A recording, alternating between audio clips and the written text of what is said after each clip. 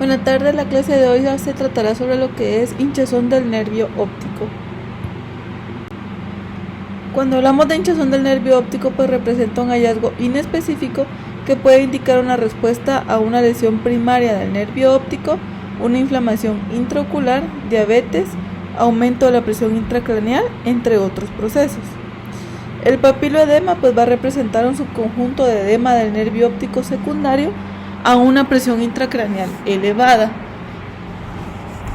En algunos casos el aumento de la PIC puede causar edema del disco óptico junto con una neuropatía óptica, que esto va a dificultar lo que es la distinción entre la neuropatía óptica del papiledema. Para poder determinar un posible papiledema, el médico debe utilizar un enfoque multifacético, desde lo que es una buena historia clínica, un examen clínico y pruebas auxiliares para diferenciar el papiledema con el pseudopapiledema. Estos pueden representarse con oscurecimientos visuales transitorios, breves interrupciones de la visión que duran unos segundos y que pueden ocurrir cuando se está de pie, desde una posición sentada o con la maniobra de Valsalva. La ausencia de síntomas puede ser más sugestiva de pseudopapiledema, pero el papiledema también puede llegar a ser asintomático. Otros síntomas que pueden indicar la presencia de un aumento de la presión intracraneal y un verdadero papiledema son dolores de cabeza, diplopía, náuseas, vómitos y tinitos síncrono de pulso. Al recopilar la historia clínica se debe realizar preguntas específicas sobre los medicamentos que se sabe que están asociados con el papiledema. Se debe de evaluar el uso de danazol, ciclosporina, hormona de crecimiento, levotiroxina, sulfonamidas, antibióticos de tetraciclina, vitamina A o sus derivados y corticosteroides. Los pacientes pueden no informar de estos medicamentos, especialmente cuando se usan por vía tópica y no por vía oral. Hay ejemplos de afecciones asociadas, que estas incluyen el cáncer, sarcoidosis, sífilis, el VIH, la tuberculosis y la enfermedad de Lyme. Una malignidad pues también puede hacer metástasis en el cerebro y que pueden conducir a una lesión que ocupa el espacio o una infiltración leptomeningeal que causa edema del disco óptico y neuropatía óptica. Los trastornos infecciosos pues pueden provocar meningitis y posterior papiledema y o neuropatía óptica. Los pacientes, en particular las mujeres jóvenes de etnia afroamericana o hispana, deben ser cuestionadas con respecto a la presencia de tos y erupción cutánea, ya que son hallazgos que podrían indicar sarcoidosis. Y pues un aumento de peso reciente puede ser consciente y consistente con la hipertensión intracraneal idiopática. Un paciente que presente fiebre, malestar, rigidez de nuca, erupción petequial y signos positivos de Kernicke o Bursinski debe ser evaluado para poder detectar meningitis y pues esto pueda causar una elevación de la presión intracraneal. Uno puede preguntar sobre trombosis venosas profundas, embolia pulmonar o algún aborto espontáneo tardío. Un historial de embarazo o embarazo reciente, traumatismo craneal, sinusitis, otitis media o mastoiditis, así como el uso de anticonceptivos orales o medicamentos inductores de fertilidad, pues pueden predisponer a una trombosis del seno venoso dural como la causa del aumento de la presión intracraneal. También se ha informado que la anemia es una causa también de papiledema. El papiledema del Lyme pues suele ser un hallazgo tardío y otras características históricas del Lyme temprano, como la fatiga, las mialgias, las artralgias y el dolor de cabeza, la fiebre y los escalofríos, así como las linfadenopatías, suelen estar ausentes. Otras infecciones a considerar son la cisticercosis, la toxoplasmosis, que pueden causar un aumento de la presión intracraneal. El examen debe de comenzar desde el momento en que el médico pone los ojos en el paciente. La obesidad en una mujer joven puede aumentar la sospecha de que pueda tener padecimientos y esta población también puede padecer de pseudopapiledema cuando se es idiopático. Por el contrario, un paciente delgado masculino muy joven o muy viejo puede hacer que se considere que el pseudopapiledema con más fuerza. La evidencia de neuropatía óptica, que es donde hay presencia de una disminución de la agudeza visual, discromatopsia, defecto del campo visual y defecto pupilar aferente, puede argumentar que el paciente no tiene papiledema en absoluto, sino una neuropatía óptica primaria. Puede presentar una pérdida visual potencialmente grave de forma aguda y debe distinguirse de una neuropatía óptica primaria. También un déficit de abducción puede indicar una sexta parálisis del nervio craneal, que sugiere un aumento de la presión intracraneal en pacientes con posible papiledema. También pueden ocurrir otras neuropatías craneales, pero son muy poco comunes.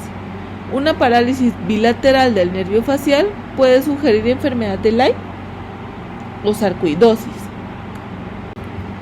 El pseudopapiledema puede manifestarse a través de una serie de hallazgos del examen. Estos incluyen que hayan ramificaciones vasculares anómalas, como la trifurcación arterial o venosa, discos ópticos sin copa, discos ópticos elevados y la ausencia del margen del disco óptico oscurecido, como también fibras nerviosas retinianas. La presencia de pulsaciones venosas espontáneas y la ausencia de hiperemia pueden sugerir también lo que es un pseudopapiledema.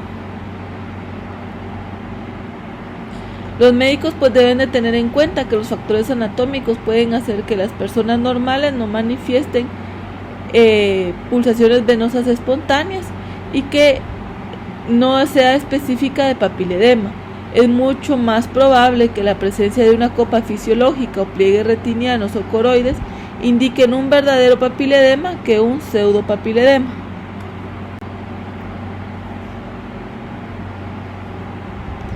El escaneo B puede demostrar un sombreado acústico en la unión del nervio óptico y el globo terráqueo consistente, y por las pruebas de 30 grados pueden diferenciar el complejo intrínseco del disco funda y el pseudopapiledema del verdadero edema del disco óptico. La autofluorescencia de fondo se puede utilizar para detectar varias anomalías que no son visibles en el examen clínico. Y se debe tener en cuenta que la tinción en la región peripapilar es común en individuos normales. Los defectos del campo visual más comunes incluyen el agrandamiento del punto ciego y los defectos del haz de las fibras nerviosas.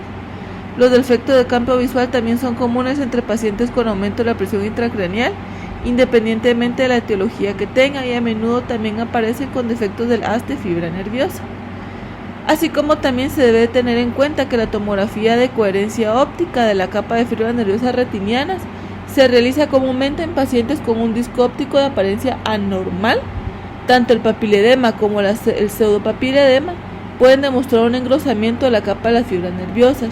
Una medición media repetida de estas fibras no debe cambiar en más de 6 a 7 micras con un pseudopapiledema, pero puede demostrar un cambio significativo, ya sea adelgazamiento o engrosamiento en el verdadero edema del disco óptico después de 4 a 6 semanas. En cuanto al enfoque clínico, después del diagnóstico de que sea un papiledema, el paciente se debe de medir siempre su presión arterial, ya que la hipertensión maligna puede presentarse con edema bilateral del disco óptico, y por lo general el fondo muestra otros hallazgos retinianos y coroides, como por ejemplo lípidos, manchas de algodón, hemorragias, infartos coroides y desprendimiento de retinas serosas. La presión arterial diastólica generalmente mide más de 130 milímetros de mercurio en casos de hipertensión que causa hinchazón del nervio óptico.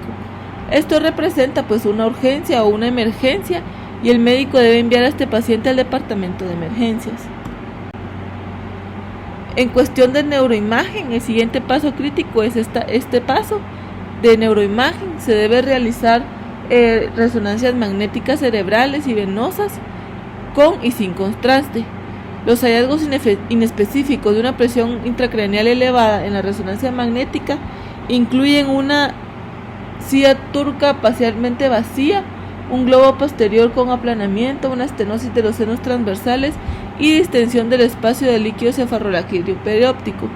La presencia de 3 o más o 4 de estos hallazgos sugieren fuertemente un aumento de la presión intracraneal.